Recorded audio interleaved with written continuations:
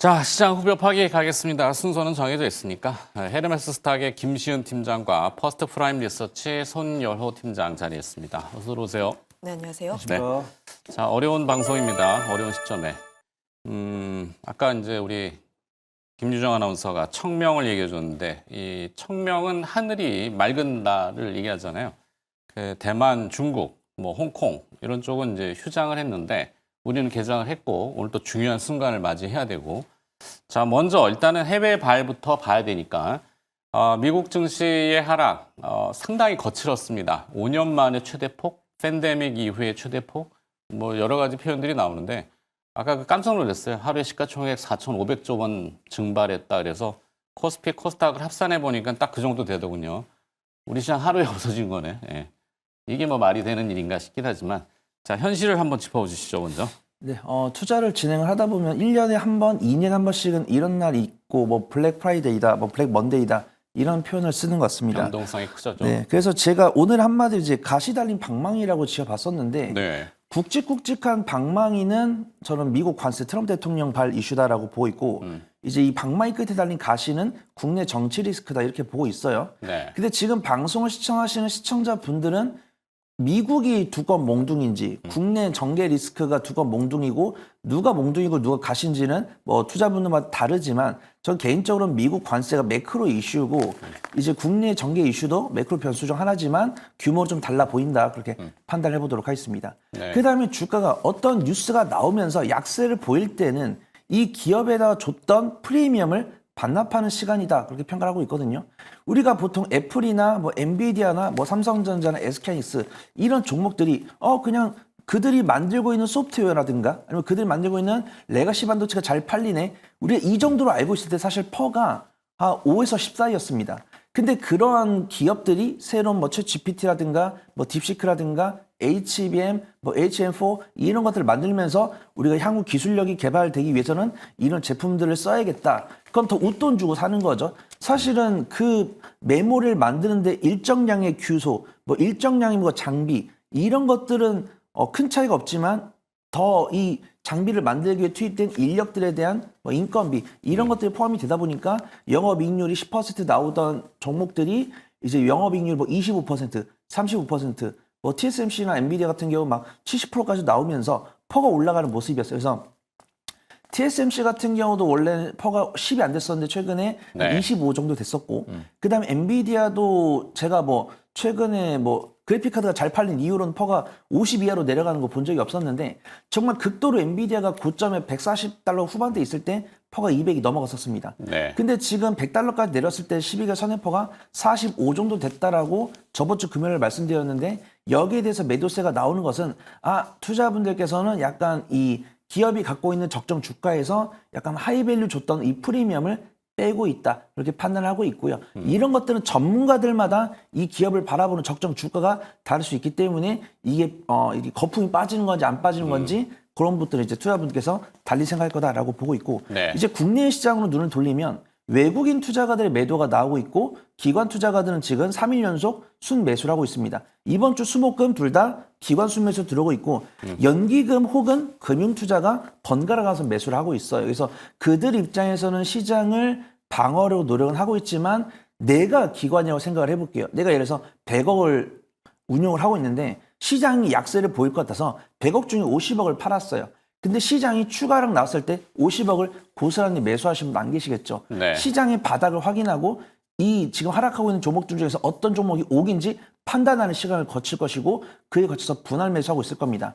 그 다음에 외국인의 순매도가 조금 많이 나온 것은 가슴이 아프지만 이게 위안이 되지 않을까 싶어요. 이제 전기전자랑 운수장비의 매도세가 많이 나오고 있습니다. 네네네. 근데 그들은 외국인이 많이 산 섹터예요. 그래서 내가 반도체랑 온수장비를 많이 갖고 계신 분들은 슬프시겠지만 제가 주변에 수십 명, 수백 명의 개인 투자분들께 포트폴리오를 다 보고 있을 때는 사실 반도체랑 완성차를 많이 안 갖고 있습니다. 네. 로봇이라든가 조선, 테마주들. AI 소프트웨어, 그다음에 제약바이오, 2차전지, 그다음에 최근에 강세를 보여줬던 정치 인맥, 정책 수혜주 이런 종목들. 그래서 제가 딱 가운데에서 말씀드리면 이런 시장 상황이 나왔을 때 내 계좌가 오로지 다 이 떨어진 소나기를 다 맡고 계신 분은 많지 않아요. 네. 근데 그런 분들까지도 이제 끌어가야 되는 것이 숙명이고 오늘 할 일은 그거 하나인 것 같습니다. 내가 보유한 종목에 대한 네. 이 냉철한 재평가 네. 이런 것들을 하는 시간이 좀 필요해 보인다. 그렇게 평가하고 있습니다. 자, 일단 정리하자면 해외발, 특히 이제 뉴욕, 미국은 그동안 이제 뭐 가차없이 달려오고 거품이 좀 뭐 데이터 센터도 막 갑자기 100개 네. 만든다 그러고 GPU도 그냥 몇만 개 산다 그러고 그러니까 막 뭐 필요하다. 선제적으로 막 이렇게 부풀려서 뭐 달려오던 것이 조금 빠지는 과정이다. 물론 그게 트리거가 트럼프 대통령의 관세, 사실 관세 얘기가 나오면서 이게 비근한 예로 이제 애플의 아이폰 네, 그 뉴스 나왔습니다. 네, 지금 이제 약 300만 원대인가요? 뭐 그 원래는 관세라는 것이 보통은 이 자국의 이제 세금을 걷어서 네. 무역할 때 자신들의 부채를 줄이는 건데 이게 온전히 소비자들한테 이전되는 경향이 있어가지고 그러니까 100만 원대 그쵸. 뭐 비싼 프리미엄 폰은 뭐 하이엔드는 200만 원 네, 뭐 좀 안 150달러, 되지만, 200달러 네. 한데 뭐 333달러 출시된다 달러인가요? 이런 네, 원인가요? 어차피 1450 네, 곱하면 뭐 그게 원이라고 그러니까 칩시다. 네, 근데 한 그렇게 300만 원대까지 오를 수 있다. 뭐 이렇게들 얘기를 하는 게 현실이다. 관세 때문에 부품값 오르고 결국에는 도미노처럼 가서 인건비도 오르고 그러니까 미국 자국 내 소비자들이 결국 비싼 거를 맞닥뜨리면은 소비가 둔화돼서 그것이 경기 침체로 이어질 것이다. 이게 우려가 이제 뉴욕 증시에는 거품을 뺀 거고 그다음에 이제 국내는 국내 상황대로의 증시 특이성이 있으니까. 자, 김시현 팀장이 보시기에는 미국 이 IT? IT 부분을 보게 되었을 때 애플도 그렇고 엔비디아도 그렇고 뭐 큰 폭의 하락세가 크게 나왔습니다. 앞서 이야기를 했던 것처럼 애플 같은 경우에 중국 쪽에 공장이 워낙 많이 있다 보니까 네. 거기에서의 우려가 크게 나왔다라고 보시면 좋을 것 같고요. 엔비디아 같은 경우에는 크게 증시를 또 시총을 많이 차지하고 있는 부분들이 있어서 결국은 증시가 크게 빠졌다라고 보시면 좋을 것 같은데요. S&P를 보게 되었을 때도 전이 하락했을 때 주요 이평선을 이탈했는데 거래량도 좀 크게 늘어난 모습들이 보여지면서 사실은 이 기업들의 구조적인 문제보다는 공포적인 패닉셀에 동참한 것이 아닌가라는 생각을 가지고 있어요. 애플 같은 경우에는 네.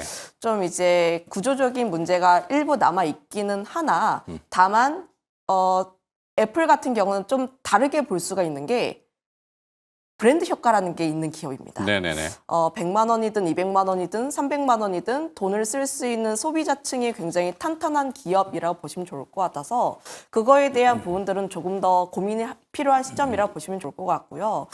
제가 고민을 했을 때 트럼프 대통령이 이렇게까지 관세에 대한 위협을 진행을 하고 경기 침체로 진행을 과연 할까에 대해서는 그렇지 않을 가능성이 높다라고 생각을 가지고 있어요. 결국 지속성 수위 조절에 대한 부분들에서도 사실 우리가 아시다시피 관세를 이렇게까지 공격적으로 할까가 지난주까지는 중론이었습니다. 네. 협상 카드였고 그리고 관세에 대한 부분들에서 공포심만 줄 것이다가 중론이었는데 그런데 생각보다 강한 관세 정책이 나왔던 상황들 그리고 좀 여지를 열어두기는 했습니다.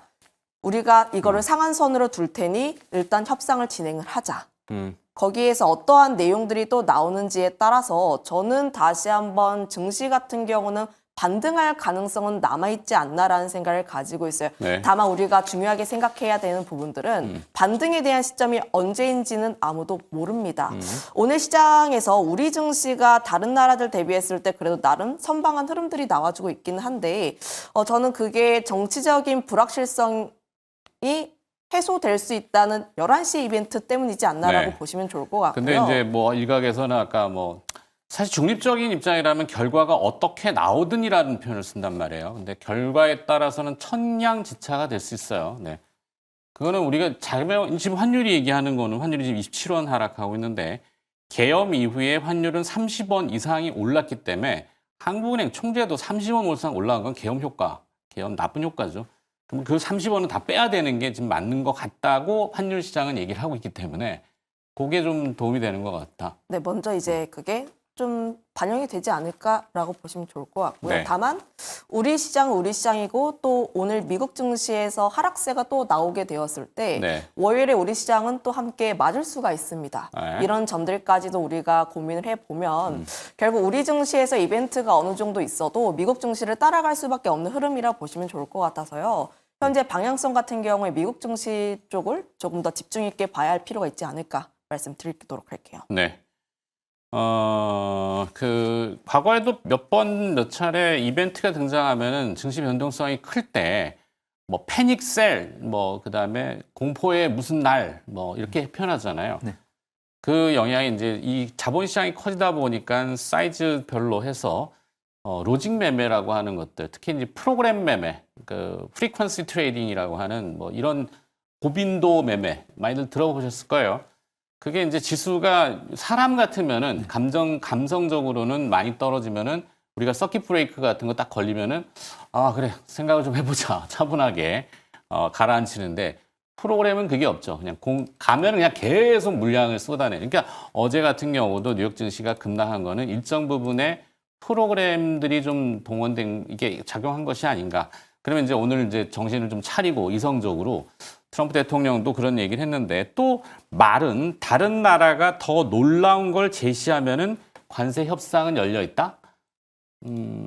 어떻게 놀랍게 보여줘야 될까? 네, 자꾸 요런 거 이제 상방에 대한 베팅을 맞춰야 되는데 하방에 대한 베팅을 맞추기도 좀 가슴이 아프다라고 판단되고 있고요. 네. 저번 주 금요일 날 제가 4월 5일 말씀드렸을 때 앵커님께서 그때 뭐 중요한 이벤트가 있나요? 라고 물어보셨는데 네. 사실 이벤트는 없었고 저는 이제 기술적 분석에 의거해서 말씀을 드린 거죠.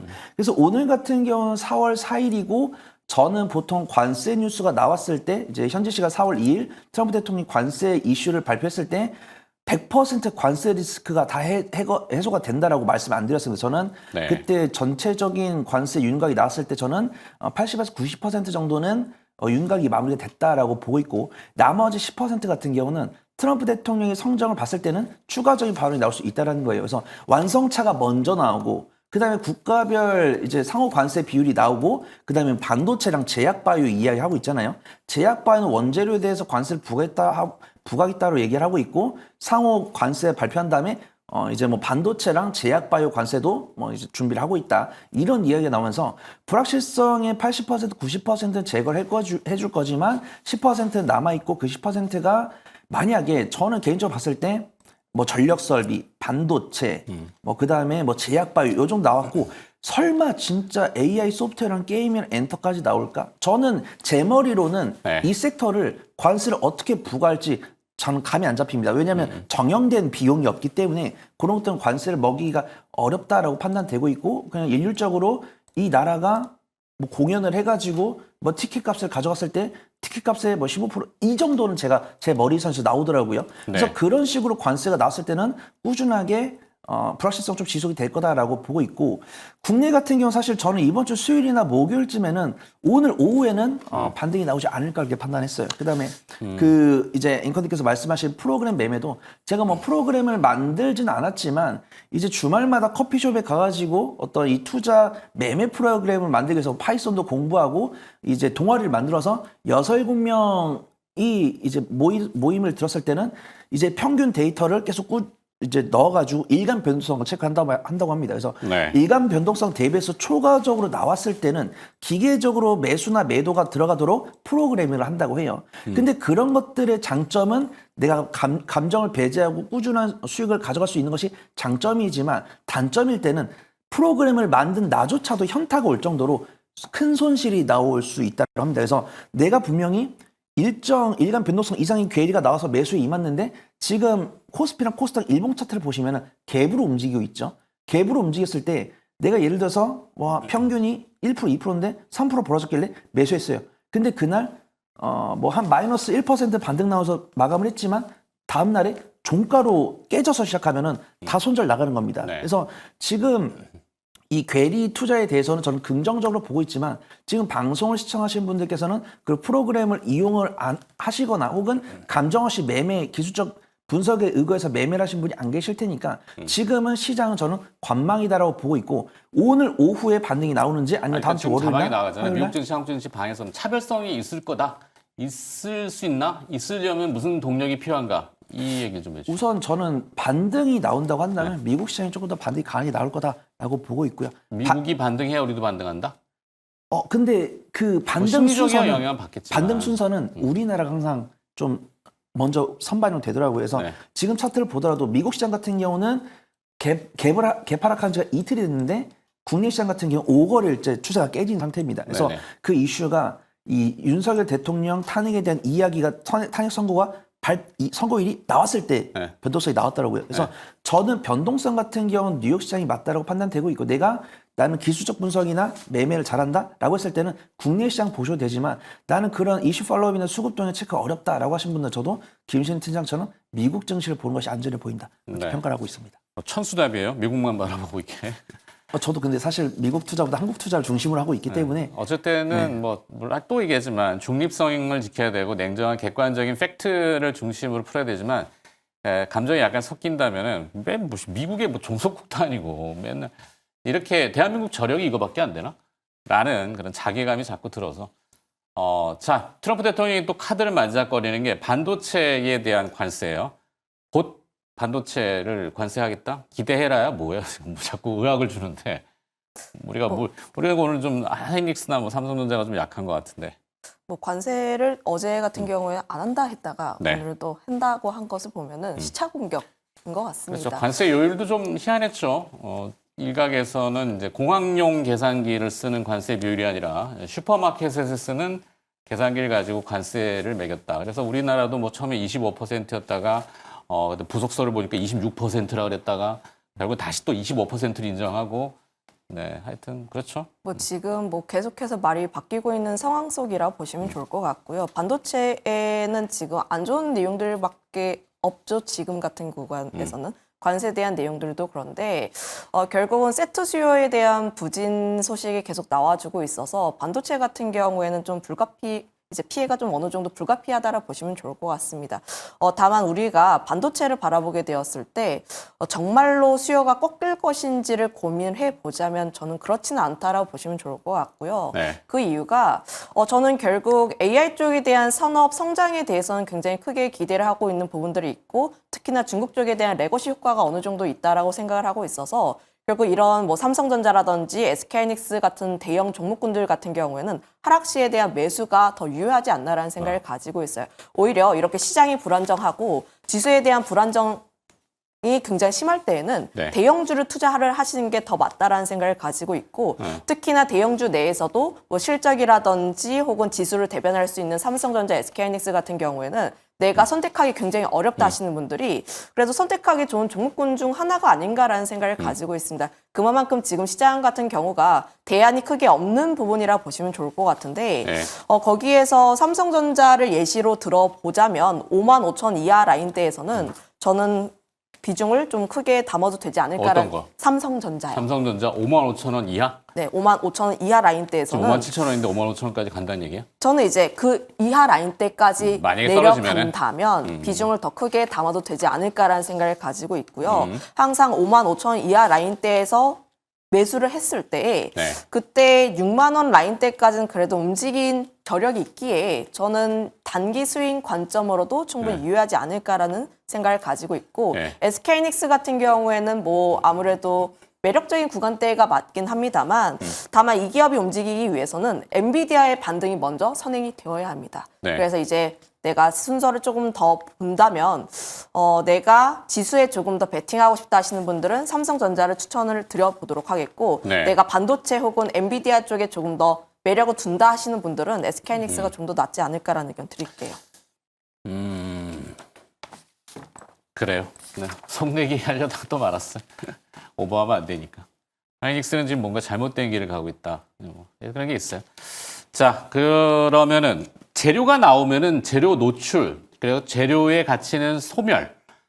자동차가 사실 대미 수출 품목 중에는 가장 많은 이익을 내고 그 관세에도 논란이 있었잖아요. 근데 일단 어제 관세가 뭐 어쩌고저쩌고 뭐 대충 정리되는데 뭐 추가로 뭐 자동차 관세가 얘기는 안 나오니까 현대차가 그래도 좀 반등을 하거든요.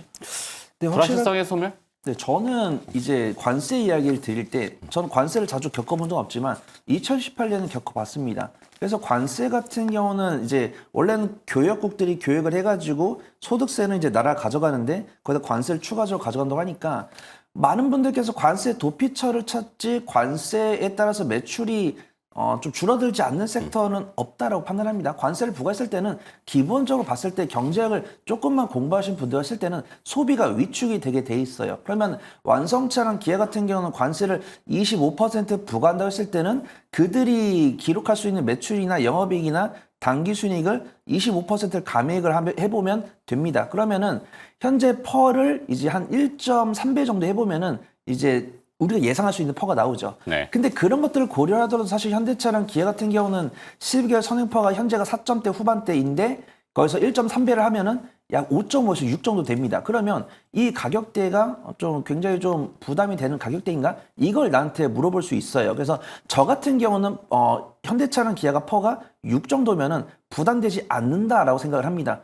이 퍼가 부담된다라고 생각을 하시면은 완성차랑 이런 부품주들을 안 사시면 돼요. 근데 지금 현대차랑 기아 같은 경우는 어려운 장세 속에서도 박스권 하단부에서 이탈하는 모습 없이 이틀 연속 양봉 나오는 모습이고 지금 현대차 같은 경우는 기관수 매수 꾸준히 들어오고 있죠. 현대차 같은 경우는 기관수 매수 꾸준히 들어오고 있고 가속급상으로 오늘 외국인의 순 매수 들어오고 있습니다. 그래서 저는 일단 완성차에 대해서는 매수 의견을 드리는데 매매 전략이 중요할 것 같아요. 현대차랑 기아 같은 경우도 그래도 연간 배당을 5에서 6% 주고 있으니까 분기 배당 1.5 정도 줄 수 있고 그러면 내가 매수했을 때 1.5% 이상의 평가 손실을 허용해서 안 됩니다. 그래서 내가 현대차랑 기아를 예를 들어서 뭐 300만 원, 뭐 400만 원씩 살 거다. 혹은 내가 투자금이 좀 작다.